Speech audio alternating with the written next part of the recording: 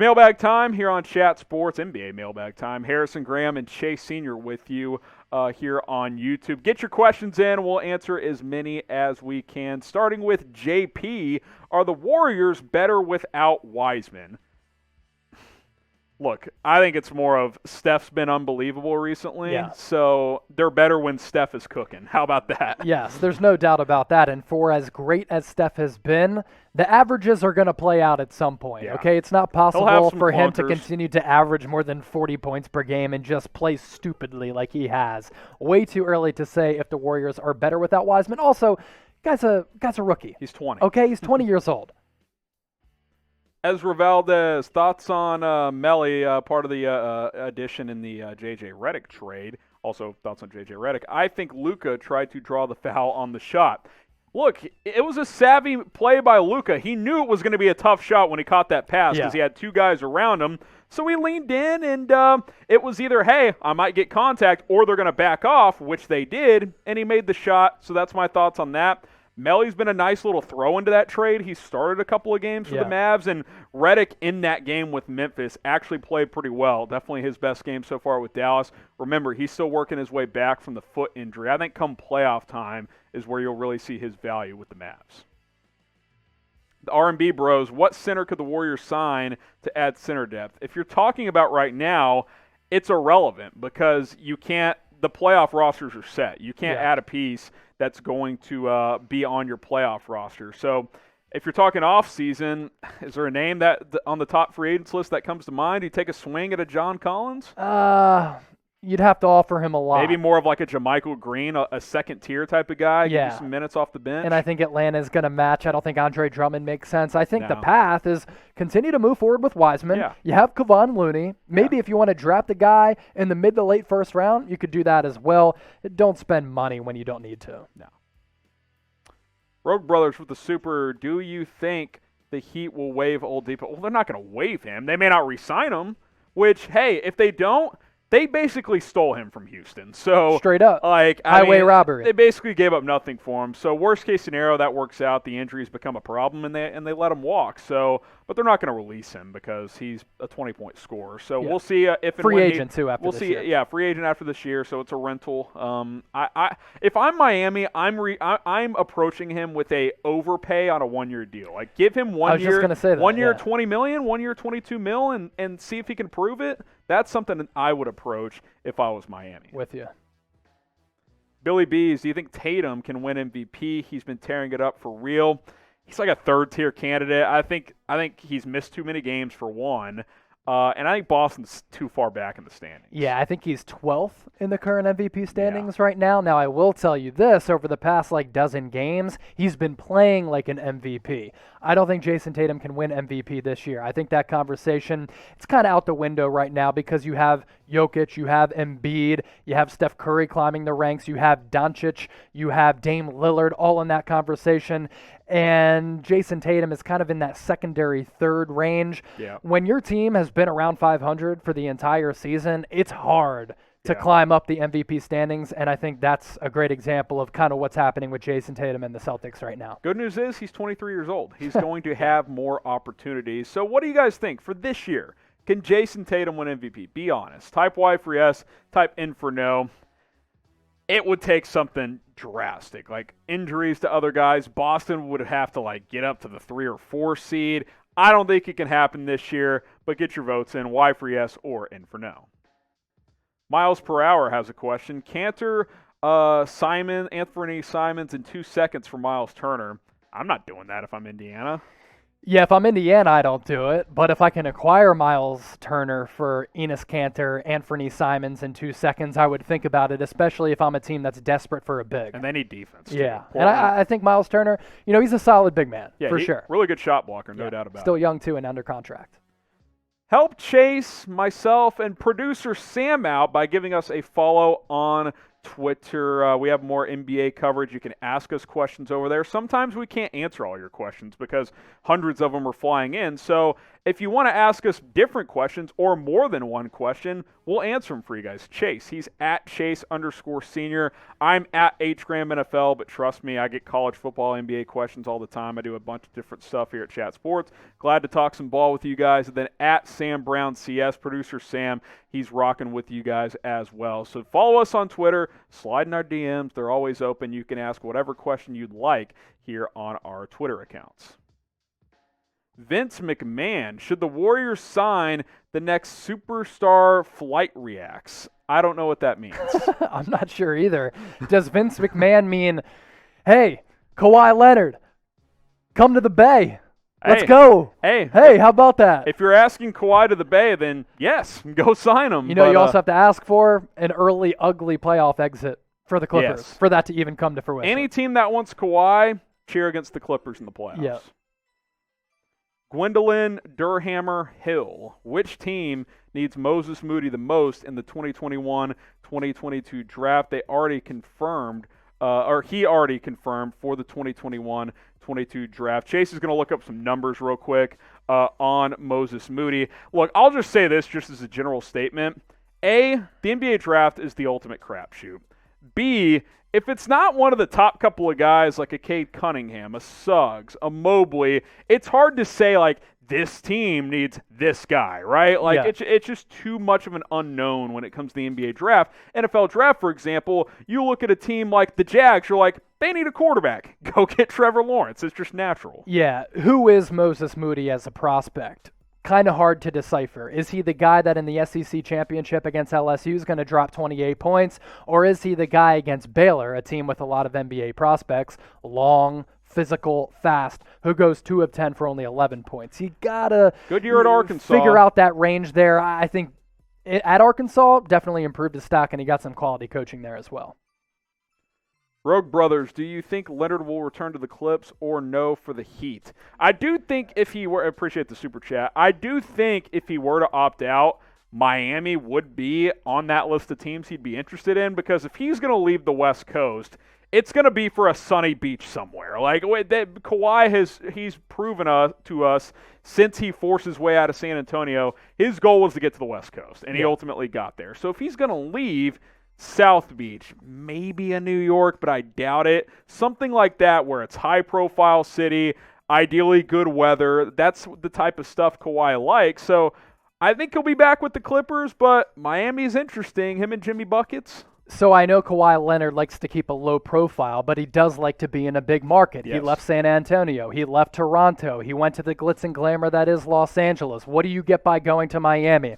Get a great coach. Have a great executive in Pat Riley, a guy who you're close with in Jimmy Butler, a team with some young pieces, Bam Adebayo, Duncan Robinson, Tyler Hero. That would make the Heat, I think, front runners in the Eastern Conference. And if I'm putting together betting odds of teams Kawhi Leonard would go to if he were to leave the Clippers, they might be the number one team. It would be the Heat number 1, and I think maybe the Golden State Warriors number 2. You put him alongside Steph Curry, Draymond Green, Klay Thompson. Oh, my gosh. Maybe Draymond's out in that situation. Maybe because of salary cap relief. Steph, Klay, and Kawhi, that'll work. Let's get it. Let's go. That would be a very good time. That would be unbelievable. Hey, I'm here for chaos and free agency. I'm cheering against the Clippers. I'll just openly say it right now. I hope they lose in the first round, and I hope Kawhi hits the open market and makes it fun for us, because be good for us here that was a blast a couple of summers ago when he was a free agent. Who will be Kawhi's team in 2021? Type C for the Clips, type O for other. I'll still lean Clippers for now, but let's revisit after the playoffs. I think things they're playing better. Potentially change. Yeah. They've won a bunch of games in a row as we're filming this live. So get your votes in, C or O. BJ Sports, is LaMarcus Aldridge retirement going to impact the Nets at all? Certainly. Now, how much? That's to be determined. Yeah, somewhat in a moderate way. I think LaMarcus Aldridge was a good he was a starter. Depth piece. He was starting starting games for the Nets. Gives you playoff experience, gives you a veteran, a guy who can kind of stretch the floor a little bit. He was putting forward more defensive effort, which was kind of an issue with the San Antonio Spurs. So I don't think it's something where you say, okay, Aldridge retires, the Nets no longer favorites in the East. I don't think it's that type of level, but I think it'll affect them a little bit for sure. I mean, it impacts the rotation. rotation. Now you got to wonder if DeAndre Jordan works his way back in. Still a 13-point per game guy. Yeah, it's not. Is it the difference in winning and losing a championship? Probably not, but it could be the difference in a game or two in the playoffs. I definitely think it's a somewhat notable loss for Brooklyn. Richie Laker next up. This is LeBron's second injury in 3 years with my Lakers. Any concerns about his durability when he comes back? Laker Nation. Look, LeBron hasn't been human throughout most of his career. He's starting to be a little human. Now, when he plays, he's still the best, if not one of the best players in the world, even at 36 years old. But look, anytime a player's over 35 and has been in the NBA since he was 18, at some point you're going to have a little bit of a concern, and we've seen that the past couple of years. Look, at some point in time, Father Time is going to catch up to LeBron. It's going to catch up to Tom Brady. Who knows when, but it's going to happen at some point. That's just the history. Maybe Tom Brady plays till he's 60. I've decided it's not catching up to Tom Brady. Look, at some point it's going to happen, right? But for LeBron, like, he had a back injury in 2014, he had a groin injury 2 years ago, and this ankle injury. And honestly, you can make the argument that if Solomon Hill were to fall into any player the way that he did into LeBron James's leg, could have been like a torn ACL. It was only a high right ankle sprain for LeBron. He's an alien. I think he's going to be fine. I don't think this is a sign of LeBron James aging. I just think it's a sign and a signal that it was just bad luck. That's it. Play this long, you're going to have injuries at some point. It's just unavoidable. I mean, Dirk Nowitzki for the Mavs never had a major injury, which is a miracle. At 7 feet tall. But even toward the end, a couple of things flared up for him as well. He'll be fine. Ankle sprain, it's going to go away. I would expect him to be back very, very soon.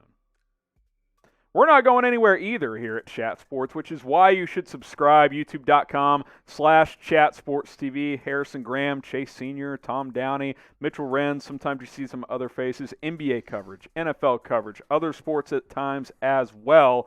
If you love to talk ball, if you love the NFL draft coming up soon, NBA, and a whole lot more, subscribe. Hit that big red button. It's youtube.com/ChatSportsTV. We'll continue to plug out videos for you guys. By the way, we're closing in on 250,000 subscribers. Help us out. Hit that big red button and subscribe. Zach Ilks, what's the chance the Knicks land a superstar next season? I would still not put it at a high level. Number one, there's not a lot out there. I mean, let's say Kawhi and Chris Paul both opted out. I think they're the only superstars, and I don't know if Chris Paul is even a superstar at this point, but could you get in the mix for a John Collins? Could you get in the mix for who's the name you mentioned earlier that could be Kyle Lowry potentially. A Kyle Lowry, or even a DeMar DeRozan, I think is who you mentioned as well. I think the Knicks, for the first time in a while, can take some real swings and actually, get some meetings with guys, which has been a problem in the past since they've been so bad. But Thibodeau's establishing his culture. You got real opportunities here, and you can pitch R.J. Barrett and Julius Randle to incoming free agents who are playing really, really well and still very, very young talent. Emmanuel quickly, too. Yeah. And for organizations across all four major sports, what's the sign of a bad organization? It's constant dysfunction, and it's a lack of stability. And for so long, that's been the case with the Knicks. You got Leon Rose now. You have Tom Thibodeau. You have some young players. The Knicks are starting to get it together. I guarantee you they're going to make a play and try to make a splash for a big free agent. Melanie is next up. Which Big Four is better? LeBron, Bosh, D-Wade, and Ray Allen, obviously in their Miami Heat days, or Curry, Durant, Clay, and Draymond? I love this question from Melanie here. Man, this is a tough one. I would lean the Curry, Durant, Clay, and Draymond one, even though I think out of those 8, Draymond might be the worst player, although Ray was toward the end of his career as well, but I just value shooting more. I think I would lean Golden State, but it's very close. That's a loaded group of talent between those two teams. Money question from Melanie. Appreciate you watching, appreciate the question. And look, at the start of last decade, that crew, that team with the Miami Heat was unbelievable. Yeah. And the modern day NBA hadn't seen anything like it at that point. That Miami Heat team against the style of the Golden State Warriors nowadays, I'm not sure they'd be able to keep up defensively. No. I really don't. Now, where do you have the edge if you're Miami? On the wing with LeBron and down low with Chris Bosh. Yep. But man, I mean, that team was just letting it fly. You have Durant guarding LeBron. D-Wade might be able to get his offensively, but can he keep up with Steph? And Klay Thompson, he is one of the best defenders in the league when he's right. I'll give you a reason why I think Golden State would win that series in 5 or 6. Remember the Spurs thrashing Miami in that one series in the finals? And that was after the Heat had beat them. And that was a ball movement, three-point shooting type of was. team. Golden State was way better than that than that San Antonio team, in my opinion. So I'd lean Golden State. I just don't think defensively Miami could keep up. Now, it would be entertaining, but I'm typing my W for Warriors. Shout out producer Sam for getting a question up here quick. H for Heat, W for Dubs. Warriors. Get your votes in. Give me the Warriors in 6. I think they were the better team. I think they'd win a series. Miles per hour. If the Blazers fall short, should they fire Coach Stotz? Well, what does fall short mean? Losing the first round? Look, Terry Stotz has really given that franchise stability. Now, obviously, you want to be making NBA Finals, but they've made the playoffs how many years in a row? This is Portland. This is not the Lakers. This is not the Celtics. This isn't even like the Spurs or the Mavs or these other teams that have been to a ton of playoff appearances over the past 2 decades. Portland does not have a rich history, and I think they've made the playoffs like 10 years in a row, and that's largely due to the stability of Terry Stotz. And I absolutely love Damian Lillard, but you can make the argument that he is a tough superstar to play with because he's so ball dominant. And he's not a good defender. Right? He's not a good defender That's at why all. the questions of him and McCollum over the years continue to be asked, because while they can go for 60 combined on any given night, they're going to give up 60 because they can't defend. Yeah. So I don't think coaching is the issue there. No. I think it's roster. Yeah, I think you need a big guard that can defend next to Dame. That is what you need. Davion Mitchell would be nice. Ooh, that'd be a fun piece. I like that. The R&B Bros, do you think James Wiseman can average a double-double next season? Absolutely. I mean, he wasn't insanely far off this year, and he probably needs to put on a little bit of weight, 10, 15 pounds, add some muscle, which, now that he's recovering from the knee, maybe he'll be able to hit the weight room a little more once he's fully healthy to work out. Yeah, I think he could give you 13 and 10 next year. I don't think that's out of the realm of possibility. Yeah, 11.5 points and almost 6 boards this year. Got to be a better rebounder. Yeah, better rebounder. And then as he continues to evolve his offensive game, sprinkle in a more consistent elbow jumper with a corner 3, no doubt.